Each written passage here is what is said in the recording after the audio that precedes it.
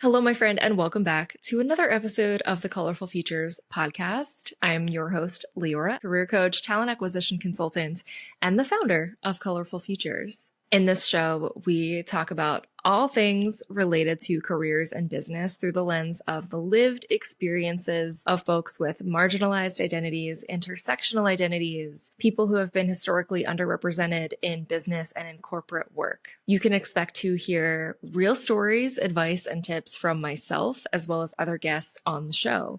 And our goal is to help you build a successful and sustainable career where you can be your authentic self. All right, my friends, let's dive right in. So today I wanted to share with you some of the behind the scenes of starting a business or exploring self-employment and all of the stuff that comes with it. So when I first thought about starting Colorful Futures and starting my business, my brain was just exploding with all of these different ideas, these different thoughts, these different concerns, questions, like all of this stuff was just causing this chaotic storm of thoughts in my mind. And I remember talking to my therapist about how I really wanted to start a business. Again, I've had other businesses, but I really wanted to start this specific business. But I was feeling so chaotic with all of these thoughts happening. And in my therapy sessions, I would say, well, I want to do career coaching. I would love to consult with other businesses on making more inclusive hiring practices and more inclusive employee experiences. But like, what am I going to do about taxes? What am I going to do about healthcare?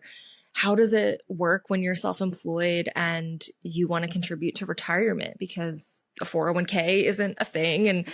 And I would kind of bounce between, it was like a pinball machine, just like bouncing between all of these different concepts, all of these different topics that make up self-employment and starting your own business and being fully self-employed in a sustainable way. And I've seen this happen with some of my own clients too, who want to start freelancing, start consulting, want to start their own business, whether it's a service provider business or a product business. And especially because most of the folks that I work with, like myself, are ADHDers. And so our minds are kind of constantly being bombarded with all of these different ideas and concerns and worries and questions. And it's a lot to process. And I was lucky in that when I was going through this, I had an incredible therapist who I still see to this day, who was able to help me kind of untangle that mess.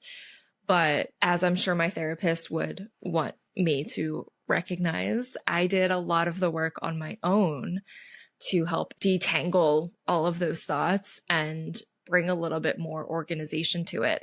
And I've shared my experience with that, and I've shared my process of that with some of my clients who are exploring self-employment, who are maybe already self-employed, but are trying to make their business grow or take it to the next level or just make it more serious and take it more seriously. And as I've shared my process with them, they've been able to see more clarity. So I did want to share that with you today. If you're considering starting a business, or maybe you have a little side hustle that you'd like to expand and actually be fully self-employed, this one is for you, my friend. So when I was thinking through all of these different questions, concerns, ideas, everything, I needed to get them out, but I didn't want to just write them down in sort of a list format. That didn't feel natural to me. As an ADHDer, as an AuDHDer, I don't ever use the same system consistently. I use the same systems, the same tools pretty regularly, but it's usually a mix of things. Like, for example, I have a physical journal. Those watching the video, I'm holding that up. Those who are listening only, I'm holding up my little orange journal with some Post-it notes on it with little reminders. And I have a different journal that is under a bunch of stuff, so I won't show you, but that's a blue journal that I only use for work stuff. But then I also have digital notes and a bunch of other things that I use. And I went years not touching any of my physical journals until I was inspired to again. So whenever I have something that I'm working through, especially something like starting a business that has all of these different parts to it that are frankly like clogging up my brain, I need to just do whatever feels natural. And what felt most supportive in that moment was kind of like post-it note style. I was like, I feel like I need to physically separate these things so that they each exist on their own. And I want to be able to move them around. If you've ever seen like a sci-fi movie or show, like something like The Avengers and Tony Stark, and they have sort of this big screen that's just glass and they can touch stuff, or like maybe it's a tabletop and they can just touch things and move them around. I'm like, that is what I need. But I didn't want to cover my wall in Post-its. I get really particular about handwriting, and it's not my favorite thing to do, is to handwrite things, because I like to be able to press undo. I like to be able to copy paste and not have to write it all out. You know, there's a time and place for pen to paper, but for this, I'm like, I need something digital that I can move around.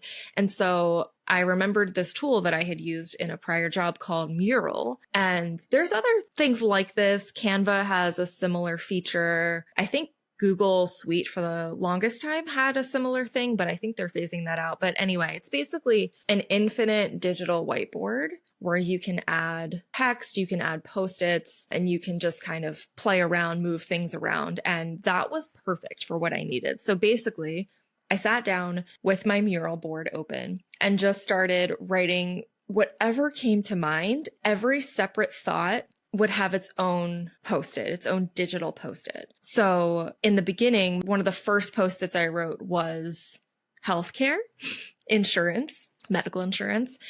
My next Post-it was quarterly taxes, question mark. Because I had no idea. I knew that quarterly taxes were a thing. I didn't know anything about them, how it worked, who had to do what, how do you know what to pay, when do you, I had so many questions around it. So it's just quarterly taxes, you know, something I'm concerned about, worried about, payroll, paying myself, what to charge. Those were all things. And then along with all of these concerns and unknowns, I had so many ideas for things that I wanted to include on my website, offer ideas, product ideas, marketing ideas of social media promotion, email marketing, like just all of these things were coming up. So I would write down whatever came to mind. One Post-it might say quarterly taxes question mark, and the one right next to it might say post a reel 3 times a week, or post a TikTok every day might be a different Post-it. And just sort of these concepts and these suggestions that were running through my mind. So I did that. I just sat down and dumped it all out onto this digital whiteboard. And at a certain point, I probably had like the whole screen full. There might have been 40, 50 plus Post-its. There was no organization, because the point at this stage is not to organize or categorize anything. It's just get everything out that's in your brain. Get it out so that now it's in front of you and it's not just like swimming in chaos. It's not taking up all of this space. This process, this sort of brain dump process, is something that I recommend in general.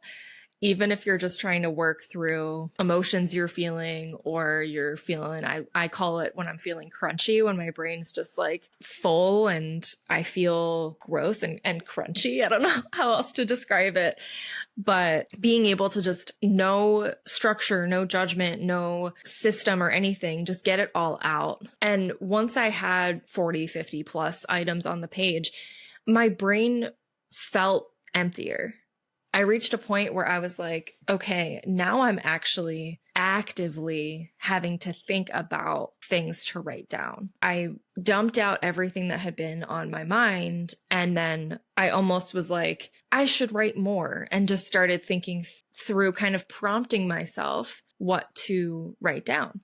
When I reached that point, when I was like having to sit and think for a minute or two of like, well, what should I do for this? What should I do for this? I realized that I was at a stopping point. Like I had, if you can picture, like I had picked up my head, I had dumped out all the thoughts, I put it back on, and then I was like, wait, I think I'm actually at a natural stopping point. Because at first it was so easy. It was like thought after thought after thought. I would just write it down, new post-it, thought, new post-it, thought. And if you're a pen to paper person and you've got a nice big wall that you want to just make it physical, please do that. If there was a way for me to do that and get my hands involved, like I said, that sort of Avengers, like sci-fi table where you can just move stuff around. If I had had that, I would have loved it, but I don't have that. So I had to do it on the computer. But if you want to make it more physical and use actual Post-its and actual pens and write stuff down,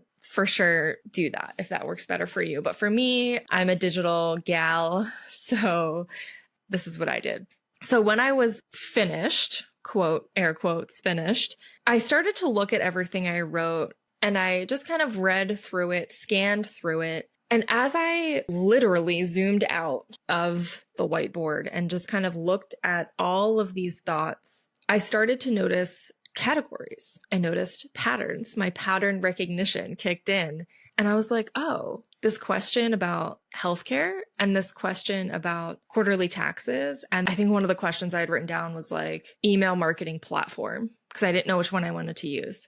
I noticed that all of those were kind of related to admin and like more operational things. So then I grabbed all of those Post-its and I moved them out of the pile, so to speak, and into their own section on the whiteboard. And then I looked at what was left and I was like, okay, well, this idea I had of posting TikToks every day and posting Instagram carousels a couple times a week, and this idea I had about this like specific topic, the specific idea that I had for a TikTok I wanted to make, or this Post-it of just a general category of things I could talk about. Those are all related to marketing. And I took all of those and I moved them out of the main pile into their own section of the whiteboard. And then I looked at what was left and I was like, okay, this idea I have for making a PDF download of like my best tips and tricks for a job search. And this idea I have of hosting webinars. And this idea I have of like a specific offer I want to do. And this idea I have for doing like consults and 1-hour sessions.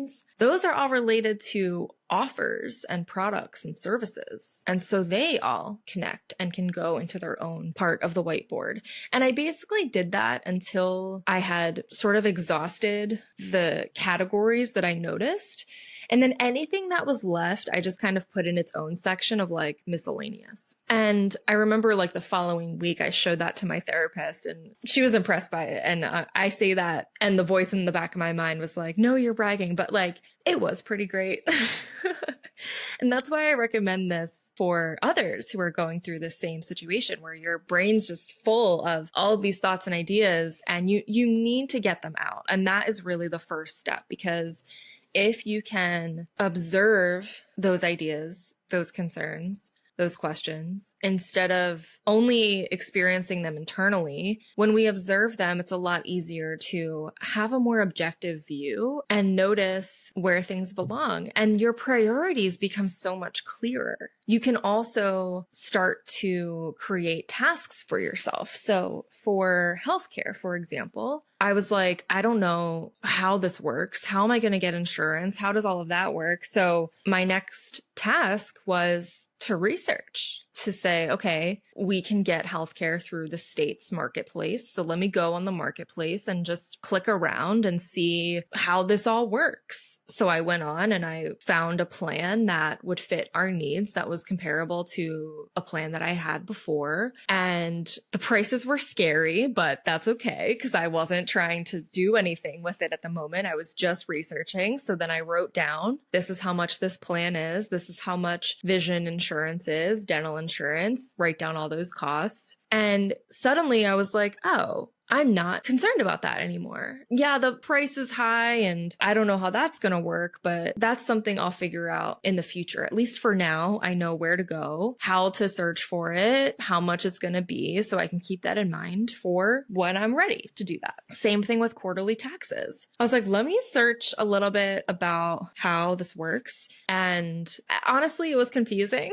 So I found an accountant and I booked a session, like a consult with them. I actually ended up canceling that appointment and booking with someone else that came highly recommended. And that person ended up being incredible. And I hired as my accountant when tax time came. And I loved working with them. And they just taught me so much about the bookkeeping part of it and the taxes part of it. And I think I was really lucky that I was able to consult with such a great accountant early on in my business, because it made it a lot easier for me to know what is a business expense, how do I handle taxes, how do I calculate what I owe, and all of that kind of stuff. So then I went into all the other categories of services, of marketing, and all that stuff. And I just kept building onto it. So after I've brain dumped and I've categorized and I've seen what those patterns are, I had that document to come back to. So when I had these random thoughts and ideas and downloads and just sort of mental chatter about my business, I had a place to put it. So I could open up Mural on my phone or on my computer and write down that thought. And I didn't always categorize it. There was a section that I kind of dedicated to that page that was just like a dumping ground of like, if you have a thought and you just want to write it down, put it in this section. And then when I'm sitting down next at my computer and I'm kind of more focused, I can look at that and see if I already have a spot for it. And I built out from there. So as I was looking through the services and the offers, I would pick one and I would say, okay, what would be included in this? And I would just let my brain run wild and write down anything that came to mind. And again, the same process, new post-it, new thought. Anytime I had an idea, new post-it, it would go with whatever offer it was for, whatever marketing plan it was for, whatever platform the idea was about, it would go there. And then it just kept going, deeper levels, more steps, more ideas, more thoughts. And I eventually used that to map out what my website would include. I mapped out like a marketing schedule, content creation schedule. I wrote down things to consider about my own schedule of like these goals I had of, okay, if you want to work with your menstrual cycle, for example, day 1 through 5, when I'm actually on my period, is going to be very low energy tasks. It's going to be tasks that I can just kind of sit down and do at my own pace. And it's not a lot of calls or live calls or anything like that. Not a lot of content creation unless it's like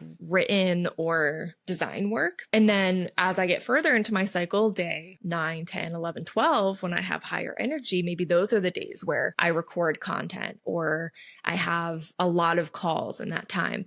And what's interesting too, and I think this is important to share, is that I look back at that mural now and so much of what I wrote down, I never actually implemented, because this is sort of something I've noticed in myself and other ADHDers. Sometimes we overplan because we have these ideas and we write them out and we get dopamine from scheduling. I probably made 3 content calendars in the first 4 months of my business that I never used because it was actually just like good for my brain and gave me that dopamine hit to make them and be like, ooh, I'll send a weekly email and I'll make 5 TikToks a week and I'll post 3 carousels and I don't know, just like all this other stuff. And I never followed it. But it was still an important part of the process. Like I would never say, oh, don't write that down because you're not even going to do it. Still write it down because you never know. And the point is just to get it all out of your brain into something that you can take a step back and look at. You can revisit. You create a container for yourself to put all of those ideas and questions and all that kind of stuff so that you can refer back to it when you're ready to sit down and take action. I probably went 6 months or more without coming back to that mural, because once I started implementing, once my business really began and I started taking clients and I started taking action on all these things that I had written down, I didn't need that anymore. I had other systems in place and other supports and things that were helping me navigate that process. But now I'm reaching a new stage of business. My business has been earning revenue for a little over a year. We have several team members now, and it's a whole new stage. Like, I feel like I'm in a whole new role now where it's not just like a solopreneur, self-employed thing. Like, I run a company, and I've been recently thinking about starting another mural of new ideas, new questions, new concerns that are just at this new level of business, of company operations, because the questions are different. Now it's not a question of how do I deal with healthcare for myself? It's how do I navigate healthcare if I want to start offering benefits to my team? How do I navigate payroll if I don't have independent contractors, but I actually have employees? Like, how does that process work? It's a whole different thought process. And I think that's why I really like this system, because you can always revisit it, to add to it, to move stuff around, to categorize things, and you can evolve it. You can create new sections when new problems arise, when new stages of business are reached. And you can share it with others and get their input, their perspective, their ideas. Just like in the beginning, I was sharing it with my therapist so we could talk through it and I could verbally process and we could troubleshoot together and brainstorm together of what is priority, what's not. I was able to share this with my business coach when I eventually hired one.